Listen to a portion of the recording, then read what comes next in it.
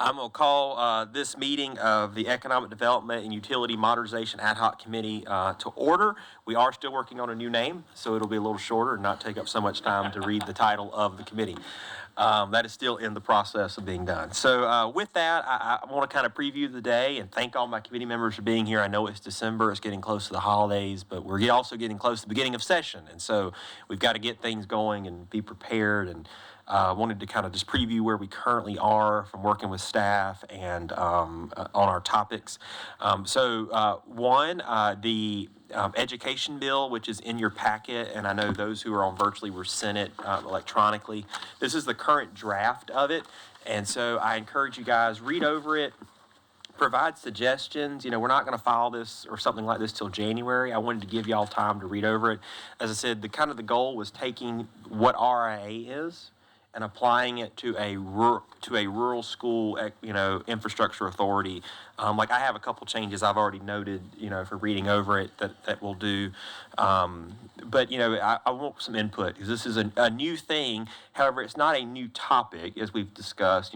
This has been done by proviso for years, and so the goal is to more or less, if we're going to be putting money into a program like this, it needs to be a permanent thing that has goals and metrics that it's judging by, not something we're arguing every year over a new process. Especially when you're spending tens of millions of dollars, it needs to be something that's, I think we all agreed, has goals and a mission and is housed at the Department of Education, who are the experts and have the subject matter experts to do it. Feel free to take your time on that one and provide feedback by email or something to staff or to me. Happy to work on it. And as we keep getting updated drafts, we'll keep sharing those out because that one's going to be a little more of a complicated one going forward. And then secondly, we've been meeting with groups. We had our hearing on business lending. We've been meeting with the banks, the credit unions, JETA, a couple other groups, and every time we have a meeting, it gets a little more complicated. And so instead of trying to rush a topic, our thought was, let's take our time and get that right, because we want to make sure if we're going to go down the road to try to help out small business lending, that A, the program's successful, B, whatever state dollars have to be involved are protected, and that it's also something that our lending agencies actually would want to participate in. We don't want to create a program that the people who need to do it don't want to participate. And so we're going to keep working on that through session. So my goal is to continue to have committee meetings when we get back into session, and we'll keep working. We're not going to just turn off come January and start back in June. We'll meet sporadically during session outside of our normal committee times to keep working, especially on the business lending piece as it gets a little more complicated. And then lastly, BPP. Business personal property tax cut. Ways and Means staff are here. They've been working on this topic with us, and we're currently getting scenarios drafted from Frank Rainwater on cost and how it would work and trying to find the right combo. And so the goal is when we come back in January, we'll have a meeting where we present a bill, the cost. Remember, that cost only affects small local governments. The state does not collect BPP revenue and spend it, so that cost is something that'll be on our locals, and so we want to make sure that we've done some due diligence on the numbers and that all of us have a chance to see that before we just file something. Any comments or no, Roger? Thank you, Mr. Chairman. Just one quick question. I assume that Association of Counties and Municipal Association have been kind of an integral part of these discussions. Yes, I actually talked to Association of Counties last week about it, kind of updated on where we currently were. But like I said, we want their input on this because we want to make sure, no matter what we do for small businesses, that we make sure our counties are protected as the best way we can. So yeah, they have been involved in the discussion. Thank you. And then lastly, kind of my goal for today, if there are any more questions, inside your packet are two bills, H3773 and S654. These are two topics that really we found that kind of go along with our small business, startup business thought, and also our rural infrastructure thought. And so I wanted to present them today and allow advocates for these bills to kind of present the bills, talk about what they do. And if the committee is okay, I think our thought would be is if the costs, once we get costs back on all these, we don't have that today. If it's something we can do and we can roll it into our BPP bill and maybe have one bill that touches on both these topics along with BPP, or if not, depending upon the cost. But I wanted to give these bills their own day to kind of have a semi-hearing so that the committee knows what they are, and then y'all can kind of give me direction of what you want to do. Do you want to include them? Would you not? Y'all can kind of give direction. So when we bring a bill, if they're, if we want to include them, we can roll those into the larger package. So I do want to give some preview of both of them. I want to start with H 3773. This bill actually has passed the House before, so y'all might remember it. This was now Senator Elliott's bill, and I think we've passed it before overwhelmingly. And so it deals with corporate license fees and a lot of startups and small businesses that do that and how it could make us more competitive. We've passed it, and the Senate President Alexander, has actually filed a companion version of this bill in the Senate. So I do think it's a topic that the Senate is looking at doing and feel pretty confident in. And since it's something we've already passed and goes along with BPP, I wanted to kind of see what people thought. And so I know there's some people here who want to talk about this bill. So I want to turn the floor over to them to talk about what it would do, how it works, why it's important, and then let all of us ask questions and kind of get to the bottom of it. So I don't have names, but if, whoever wants to talk about this bill, feel free to come on up, introduce yourself to committee, and whoever you represent.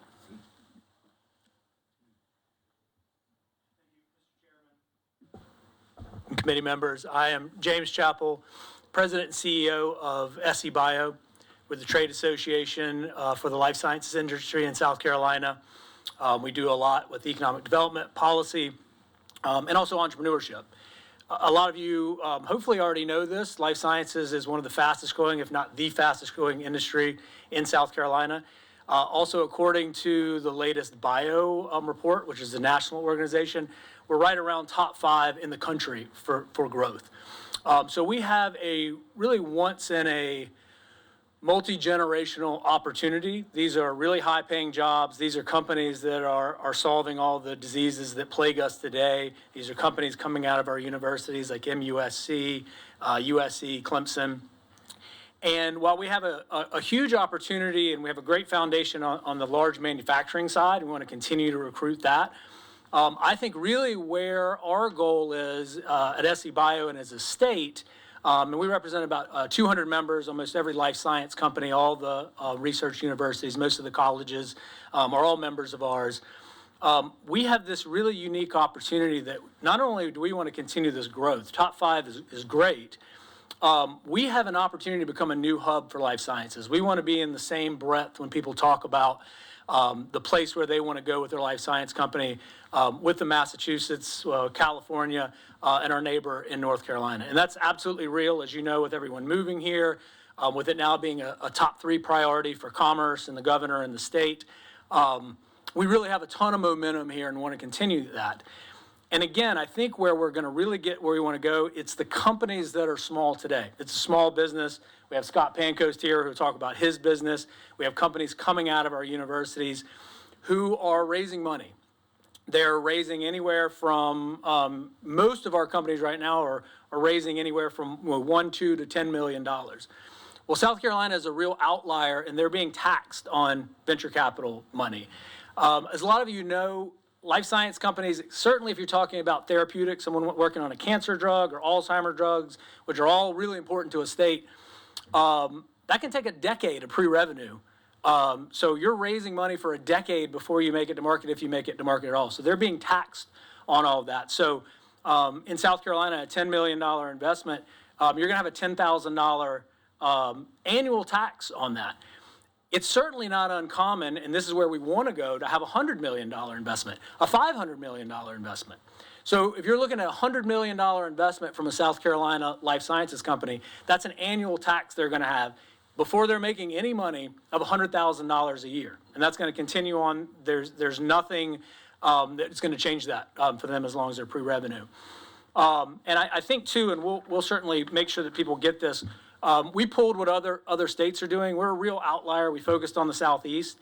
Most states don't have this tax or aren't taxing investment dollars at all. Georgia, for example, caps it at $5,000. That's a big difference, as I mentioned, from a potential $100,000 tax to someone who raises $100 million. Alabama taxed it at $15,000. States like Florida, Louisiana just got rid of theirs a couple of years ago. They don't have it at all. Kentucky doesn't have it at all. Mississippi's phasing theirs out in the next couple of years.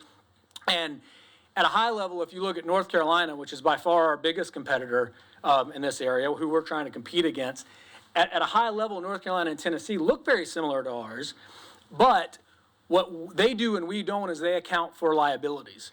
So the example that I have here, obviously you're pre-revenue, you're spending that $10 million or $100 million investment really quickly. We don't account for that. So on that $100 million investment, it's a $100,000 tax. For North Carolina, you can offset all those tax, which obviously there's a lot of costs. When you're looking at clinical trials, at lab equipment, at new hires, you're going to quickly take that tax down to zero.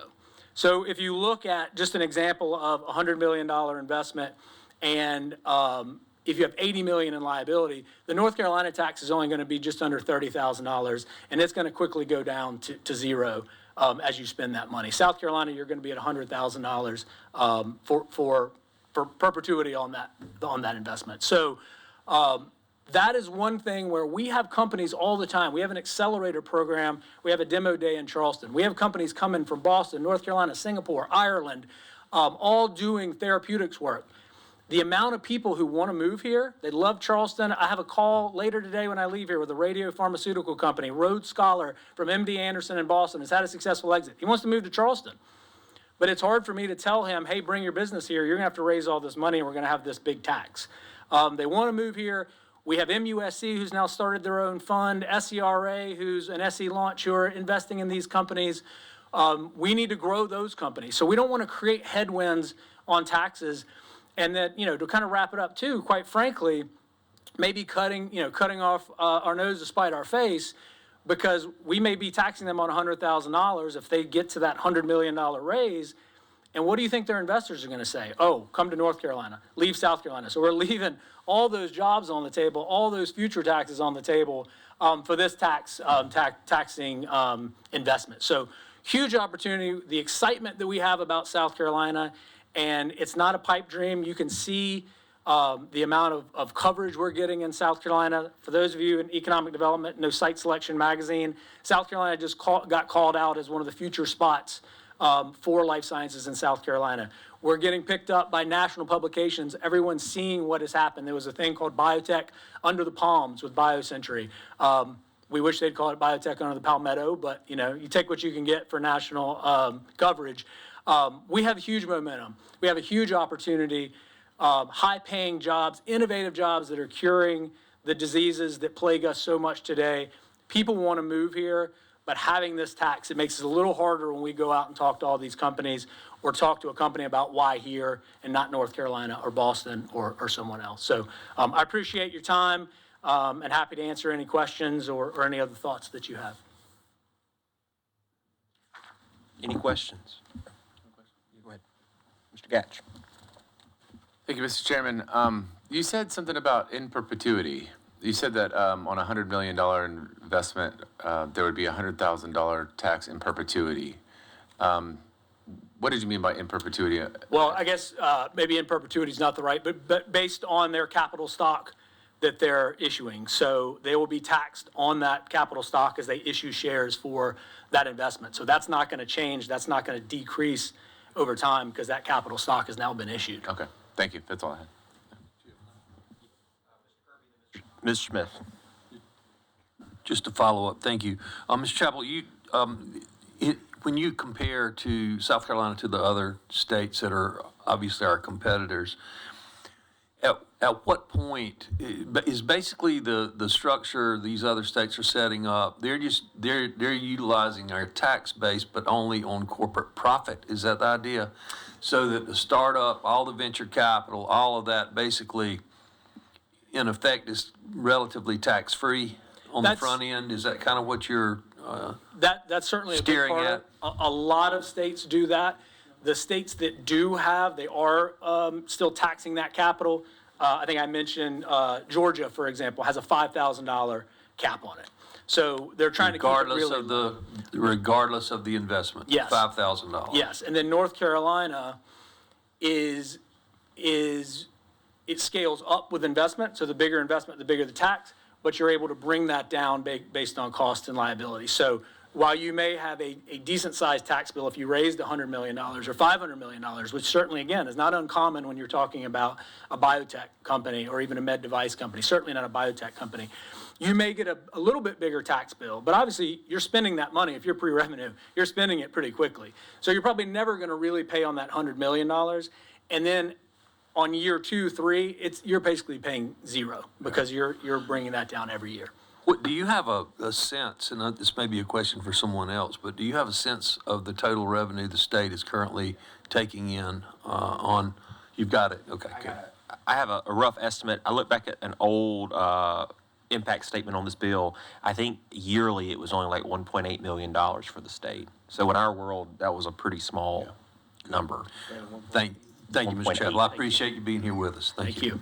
Mr. Smith? Thank you, Mr. Chairman. Mr. Chappell, thank you for your testimony. And, you know, as one of those entrepreneurs and small business owners myself, I appreciate and haven't seen any type of tax incentives and tax breaks that I haven't loved myself. So I'm with you and fully support this.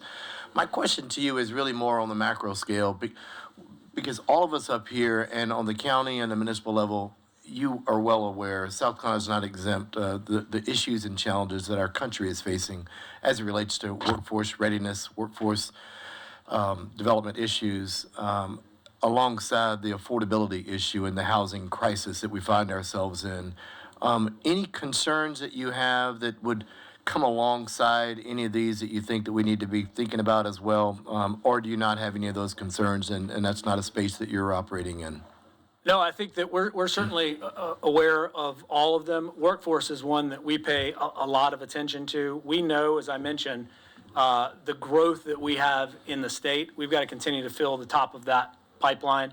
And going back to competition, we have places like North Carolina. Now, this is less on the early stage companies we're talking about today, but large manufacturing. They have whole floors that they do with their technical colleges where people can come in and train on the equipment that they'll be using at one of these large pharma companies. We work very closely with MassBio in Massachusetts. They have something called Bioversity, which brings people in to train them to go in and work with one of these biotech companies. We're doing a lot here. We can always do more. We work very closely with our technical colleges. We created a certificate in partnership with them to help on that pharma or med device manufacturing side. We launched an app called RadLab, which is aimed at middle school students. We actually found that older people were playing. It's gamification of life sciences. It's geofence for South Carolina, where they're learning about lab skills and things like that. They're playing a game, but they're learning about measurement and lab skills. And because it's geofence for South Carolina, we can also let it pop up and say, hey, we see that you're in Berkeley County or you're in Richland County. Did you know that this company down the road, you could make $80,000 a year or $150,000 a year being a chemist or whatever else? So workforce is a huge concern of ours and something we work really closely with. I think we're doing a lot there, but we can always do more because, again, we're a very fast-growing ecosystem, but we're not a household name yet, and yet being the key word. When we talk about the growth we have, we still get, and it's getting less and less, we still get, oh, I knew about North Carolina. I didn't know about South Carolina. Tell me what's happening here. I love South Carolina. I love Charleston. I love the mountains. I have a daughter at USC. I can't tell you how many people have a child at College of Charleston or USC or Clemson. So they know about South Carolina. They love South Carolina. But they have to be convinced that it's the right place to do business when it comes to life sciences. And again, talking about these more early stage companies, and Scott's a great example of this. Scott was in San Diego. He spent time in Boston. I'm sure, and I'm putting words in his mouth, but he's got to justify to his investors, why South Carolina? Right. Why aren't you in Boston? I'm going to invest in you, but come to Boston or come to RTP. So we have to do all we can to continue to stack those layers to make that decision easier and easier for investors and entrepreneurs, and that goes to workforce and policy and capital and just that collaborative spirit that we have in South Carolina. It truly is refreshing to hear you in your comments. I mean, you're really driving it down even to that middle school level, I'm sure, which is the STEM-focused education. It's starting as early as that middle school. And I think we have 40, Mr. Chairman, 40 career academic centers in high schools across the state that's been some wonderful successes from. And our partnership with, I think it's 17, the technical community college that are getting that workforce certificate ready. So we need to continue to lean on the private sector that you represent to bring those proven successes in the state. And so don't be shy. And Scott, we look forward to hearing from you and some of those successes as well, and whatever we can do to equip to continue to move the needle forward. Because through those high wage paying jobs that you're speaking about, that's going to directly address the affordability issue, because what we don't need is more $15 to $20 an hour jobs that we're creating in economic development for us in the Low Country. As you well know, we're not just looking for any and everyone to come down there. We do want to make sure we're bringing good quality, high wage paying jobs that will generationally change things for families in the Low Country. I appreciate that, and I guess I should mention too, we see with everything at least a $100,000 average wage when you're talking about life sciences jobs.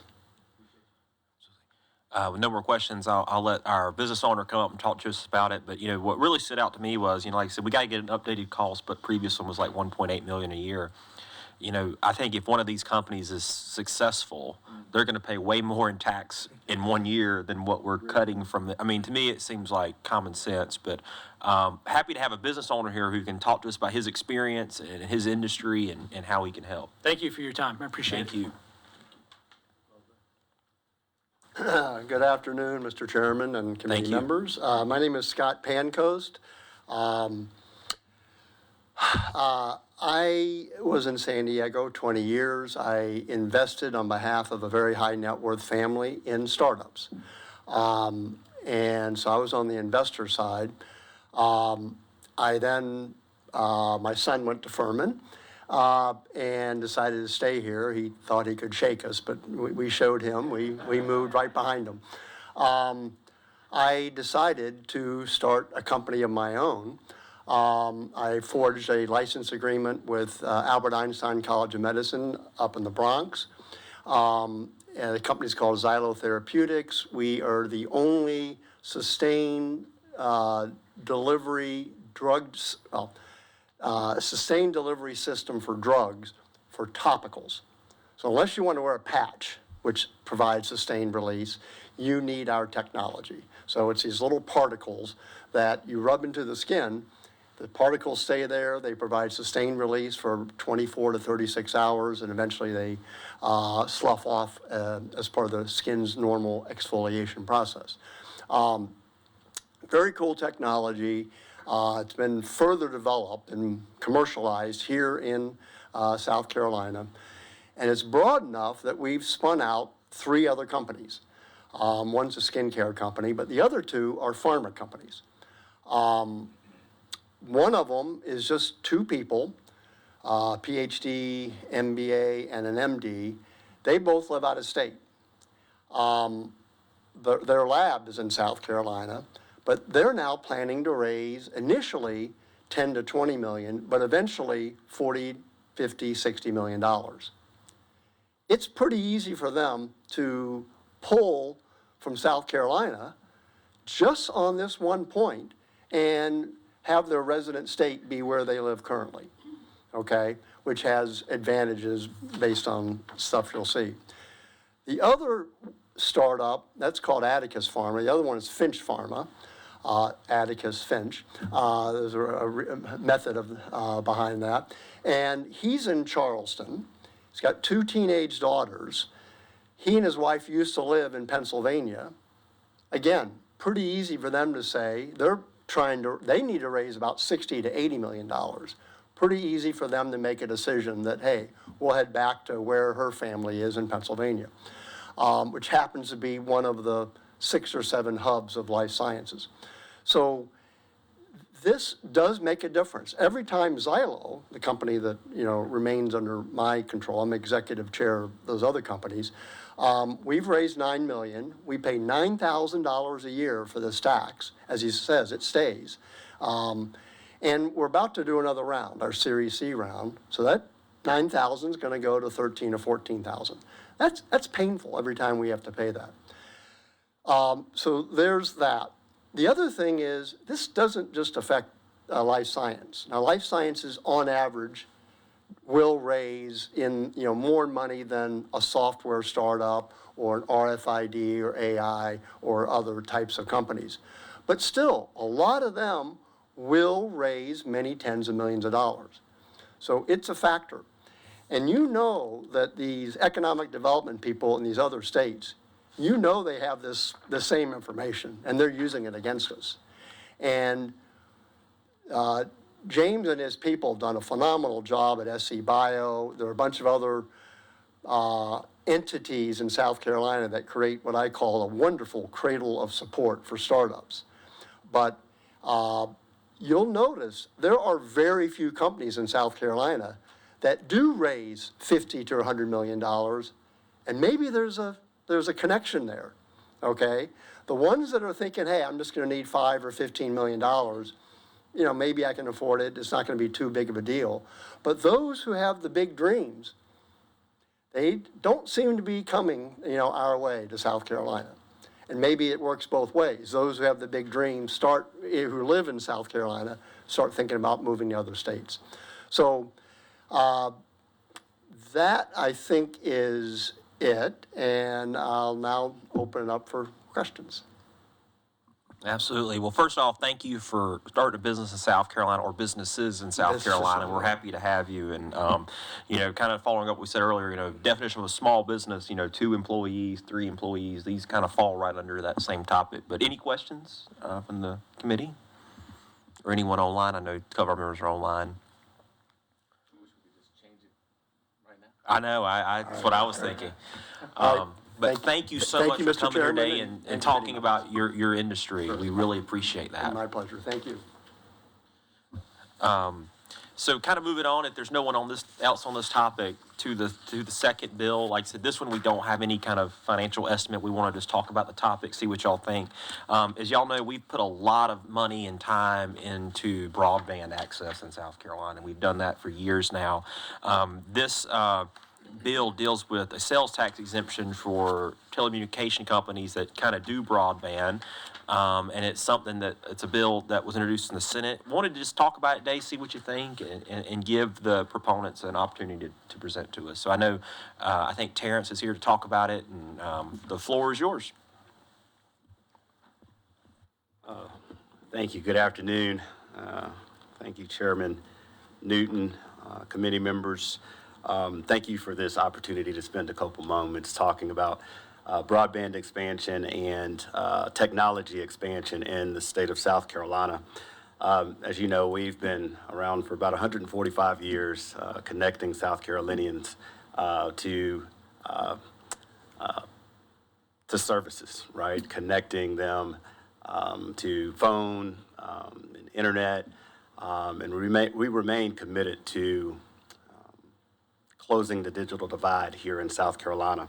With that said, our current infrastructure that's out here, our copper network, is reaching end of life. And we are working now to install fiber networks in order to enhance the quality and enhance or provide the services that are needed in today's economy. Due to forward-thinking public policy here in South Carolina, that encourages advancement and advanced communication infrastructure, South Carolina has made significant progress on broadband here in the state of South Carolina. The industry, along with the South Carolina Broadband Office, has done a good job putting forth plans and planning to make sure we cover the state of South Carolina and connect all South Carolinians to services. The State Broadband Office actually just received approval to address the last approximately 20,000 plus eligible unserved addresses in South Carolina through the federally funded BEAD program. But remember, these are just earmarks that are slated to come to South Carolina. They require additional funding from private companies in order to make this happen. Every project being considered requires significant private capital as a part of the bid. So closing the digital divide here in South Carolina is closer, but we're still a long ways from being complete.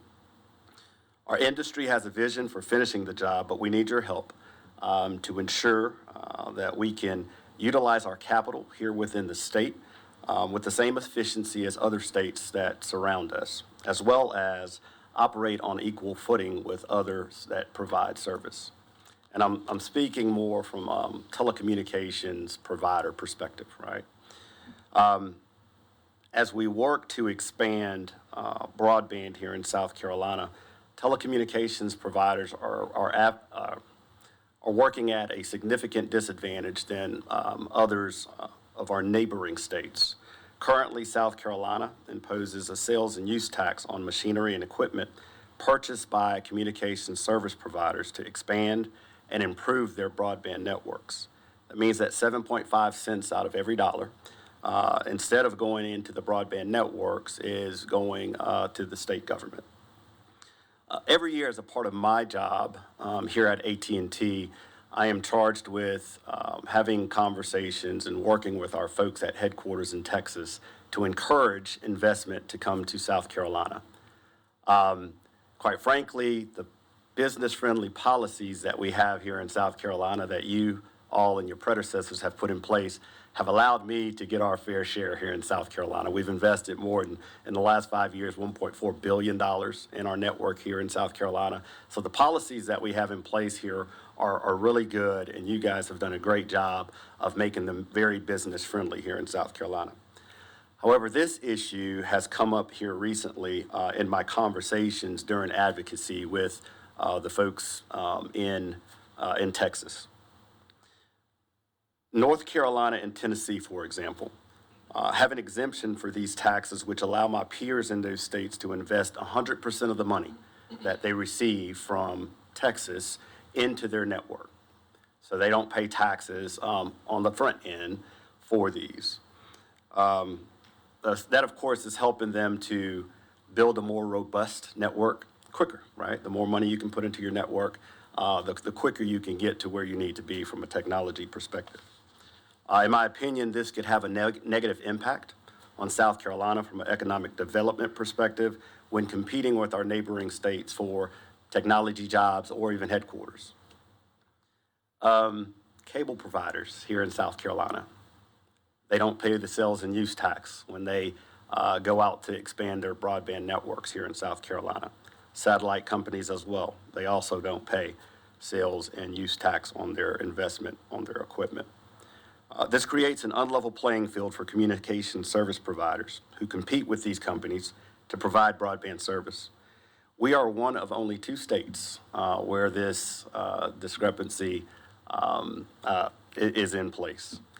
Leveling the playing field for all communication service providers would further encourage broadband and other investment in South Carolina. It allows for dollars that are already allocated. You know, they give me my allocation to spend, and we go spend it in the state. So it's not going to go anywhere else except for going back into our network. Every dollar that is allocated to South Carolina will be spent for its intended purposes, which is to expand broadband.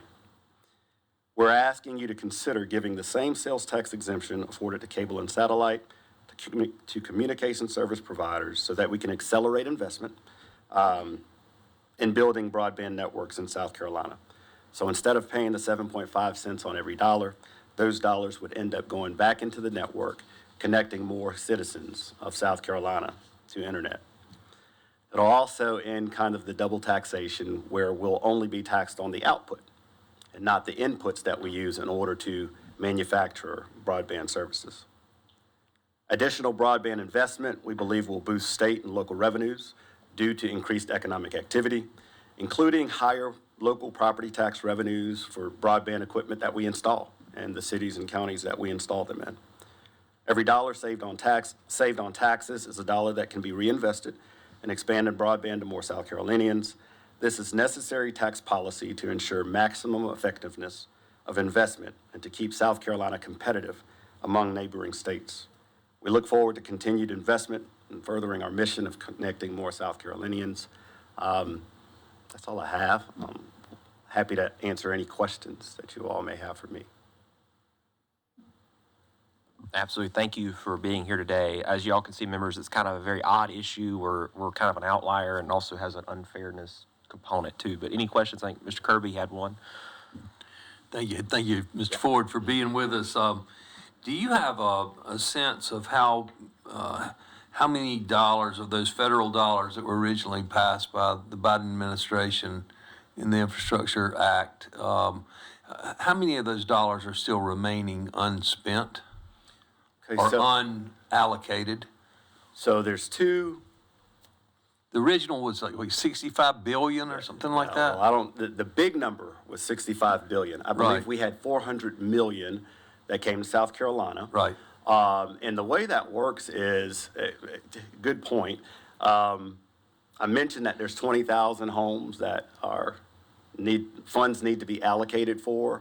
Well, the work from the previous, I think that's 500 million or something like that, that's going to take care of those. But the original 400 million, we're still working to build out those locations. We're still not there, right? So I don't know how many dollars are left, but that's a reimbursement program. And I will tell you that we have not even, it's been allocated. It probably just hadn't been reimbursed yet. So all of the dollars, I believe, from the original 400,000 have been allocated to something. They just haven't been given to providers because the job's not necessarily complete. If I remember correctly, there was wasn't it sometime toward the end of 24 that those projects had to be identified and That's correct. contracted and that type of thing? And the plan is, and again, the broadband office would have to, so don't quote me on this, this is what I know from just them having conversations with me. I believe all of those projects have to be actually completed by the end of 2026. And then the dollars have to be allocated or given out by first quarter or something like that of 2027. So those projects have to be complete by the end of next year. This issue impacts AT&T. It also impacts our local co-ops, telephone co-ops as well. Is that correct? It is all telecom providers in South Carolina. Local co-ops, your wireless carriers as well are impacted because they've got facilities that go to their towers. And, broadband is delivered in many different ways. Like most of you probably will use your phones to connect in some way, email, whatever. That's all data, right? Yeah. So it is an industry issue that we're looking at trying to resolve. But good question. Thank you. Well, obviously being from a rural area, the importance of this build out is anticipated greatly for a number of us. So thank you for what you're doing, Mr. Chairman. Whatever we need to do to get this piece of legislation done, I'm on board. All in. Thank you. Thank you, Mr. Ford. Mr. Gatch, then Mr. Smith. Thank you, Mr. Chairman. So as the broadband initiative continues to reach out into the rural areas of South Carolina, will that mean that many more thousands and tens of thousands of people who aren't currently accessing internet services will be able to access internet services? Yes, but quicker. So Yes, not and only faster. So some people will be able to do what they're doing now much faster. Some people who aren't currently having good access or any access will be able to access more. And when I say faster, I don't mean speed faster. I mean, whereas we AT&T, and that's the only way I can speak of it, we get allocated a certain amount of dollars for this year. The more money I can put towards that broadband service, the quicker we'll get people service. We'll get to more people quicker because we can spend more dollars I see what you're saying. on service versus, okay, well, that's got to be in my build for next year because I don't have enough dollars to do it in my capital expenditure for this year. So yes, to answer your question. kind of connecting some dots that aren't completely relevant to this meeting, but when I think about the AI race and data centers in South Carolina, and I start to think about how we're trying to expand for obvious reasons, because it's hard to imagine how you can operate normally, just day to day without good access to the internet.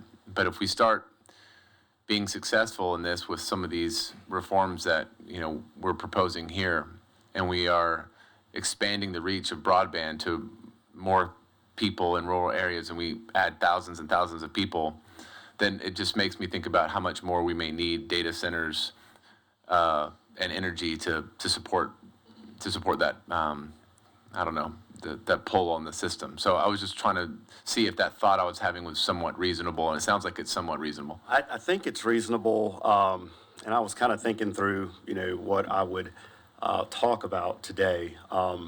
But I think the pandemic really highlighted the significance of ensuring that you've got the right technology, the most modern technology, to do whatever it is you need to do to run a business, whether it's AI or something else. So when COVID hit, we realized the technology wasn't quite where it needed to be, right? In order to, and technology companies, the rural telcos, the AT&Ts of the world, the wireless companies of the world, our job is to ensure we keep up with technology. So the more capital we can do to put back into the network, to continue to invest in the network, will keep us up to whatever that new technology. It might be something else in 15 years from now, but the more we can invest into our networks, the better off we stand in staying up with modern technology, ensuring the connectivity that is needed is there when it's needed. So. That's very good, and I just don't want to be one of those politicians who's just looking this far down the road. I'd like to also kind of see where we may encounter some issues and some obstacles down the road, and so it makes me think that we don't want to have a weak link in the chain where we're thinking about infrastructure as it relates to broadband and making that easier, allowing that to be more successful, and then forget that there are other sort of third parties that will be important to make sure that when we get those people connected to the internet, that we're not falling behind on other areas as well. So I just using you as a soundboard, I really appreciate your information that you're sharing with us today. Thank you. Thank you, Mr. Chairman. Terrence, going back to your original comments, you know what I do on the private sector for a business. You said you've been around for about 145 years. I got to compliment you. You look really good for 145 years old, especially doing what I do for a living, sir. Not I appreciate that. I appreciate that. But to bring us back to the relevant comments, and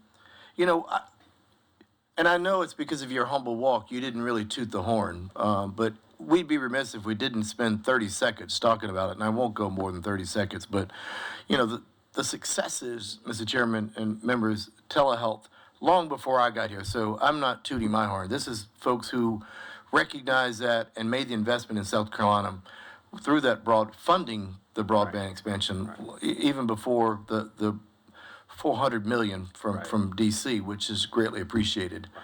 But the successes include far-reaching, the Telehealth Act that we were able to do. We have forever changed how healthcare is being delivered here in South Carolina due to that work that's happening and being able to layer that telehealth services throughout, especially in these rural areas.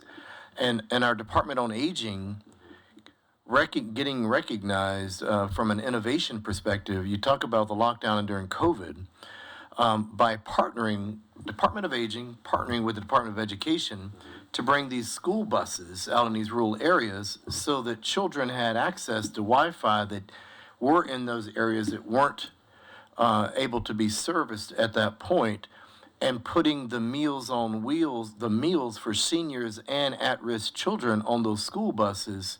South Carolina has a lot to be very, very proud of, and you and your company and those like you are to be commended and recognized for that. And so don't think for a moment that we've forgotten those short-term successes, because good quality leaders recognize you got to celebrate those short-term wins while you're going down the journey. So a long way of saying thank you for that, which then leads me to the final question. I love my representative to the next to me here, Gil Gatch's comments about making sure we're thinking about the 25-year vision of that, which leads me to this question. Are we truly ever going to get 100% penetration, which I think is Representative Kirby's reach? Are we going to get 100% reach and coverage throughout the entire state? Because it is truly a challenge. And, you know, it's only when we hear from our constituents that we realize, hey, these successes that we have at 98, 99% across the state.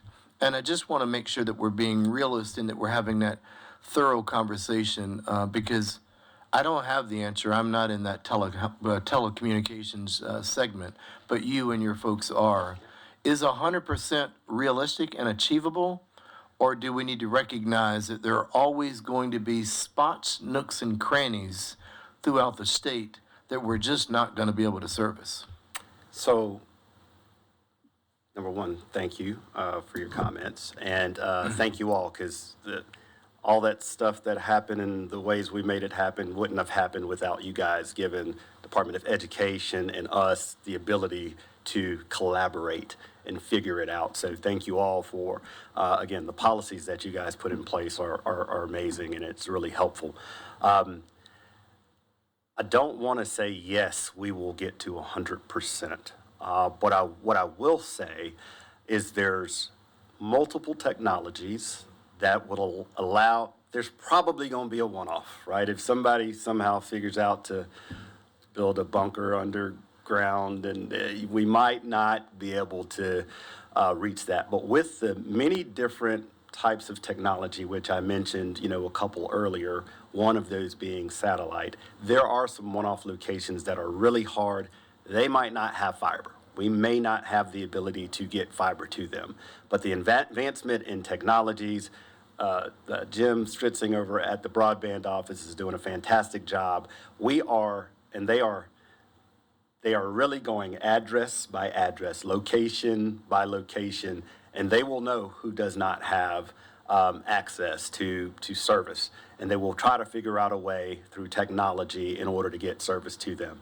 I don't want to get on the record saying we'll get 100% because there may be a one-off, but I know the technology, I think it's there to get most locations, if not very close to all. Yes. Thank you for that. I just want to make sure that as people listen to this, replaying this months and weeks and even years from now, that they know, Representative Kirby, that we see them, we know they're out there, and we're trying, now not for you folks out there who are trying to be off the grid and in those bunkers that Karen's talked about. Good luck, and make sure you got your food packs saved as well. But for those that are just living normal lives in these rural, far-reaching areas, we want to make sure when we say what's good for one is good for all. We're not picking winners and losers here. That's right. Thank you for that. Thank you. Hearing no other questions, I always say when I talk to my constituents about broadband, if you're not connected, you can't be part of the modern economy. And it matters to be connected. And, you know, I think it's one of the successes the state's had in the last 5 years of what we've done with that.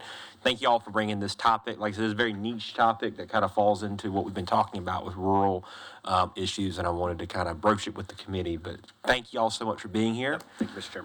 Chairman. If there are no other questions or comments, we can go ahead and adjourn. Like I said, I do ask, read through the education draft when you have free time over the Christmas holidays. Send us in some notes if you have them. As we update the draft, we'll keep sending it out. And once we have some drafts of BPP and potentially these two topics, we'll send those to you guys as well. My goal is to try to have a meeting that first week or two of session in January to roll out two bills, have the endorsement of the whole committee, and then hopefully get those passed this session. If we're all good with that, take a motion to adjourn. All right, all those in favor? Meeting is adjourned. Thank you all very much.